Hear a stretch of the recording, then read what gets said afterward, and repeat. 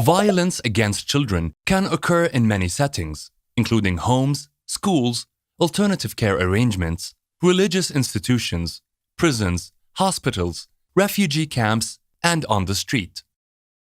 When a conflict or a disaster occurs, children are at increased risk of being subjected to violence by family and community members, and by other groups or individuals.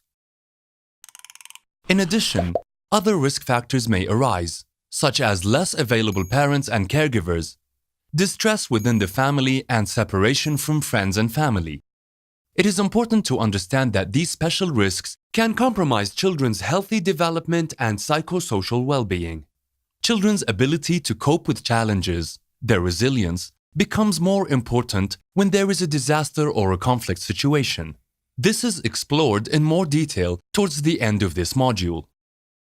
The impact of crisis events and difficult circumstances on young people's development and well-being depends on multiple factors, such as the nature and duration of the event, whether it is an ongoing conflict or a crisis event like an earthquake, typhoon, or tsunami, whether the crisis is perceived by the person as life-threatening, the effect and severity of the crisis, including whether the child has suffered physical injuries, lost loved ones, or witnessed injury, abduction, death, or other frightening events, the child's psychosocial well-being prior to the crisis, and his or her ability to cope, the presence of and access to a functioning child protection system, the resources and capabilities of families to meet the child's needs, as well as the parents' or caregivers' own well-being prior to and during the crisis. In times of crisis, children are particularly vulnerable due to their age, size, stage of development, and dependency on adults. Children therefore need extra support and protection. Children's vulnerability is increased in the immediate aftermath of a disaster or a sudden conflict. In the chaos that follows, children may be lost and separated, moved from family to family, or hospital to hospital, placing them at a much greater risk of abuse of all kinds. In times of crisis, whether it is within a family or the community or at the level of the whole country, threats may increase and include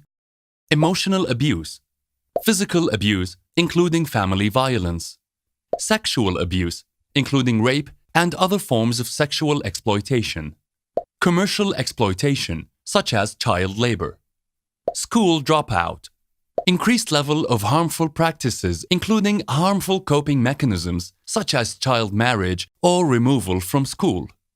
trafficking or abduction for labor or sex, recruitment into armed forces or groups, maiming, injuries, or death, family separation, detention, forced migration.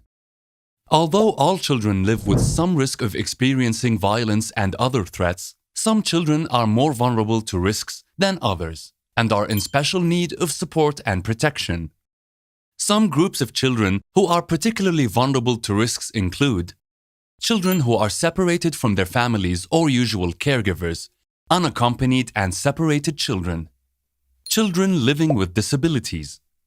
children associated with armed forces and armed groups, CAAFAG, children living in institutions such as orphanages, children, adolescents, and youth exposed to discrimination or marginalization, for example, because of their belonging to a minority group or their sexual orientation, children coming from economically vulnerable backgrounds. Girls are commonly more at risk of sexual violence. Adolescents who sometimes are seen as old enough to be able to care for themselves and therefore may not receive care from adults.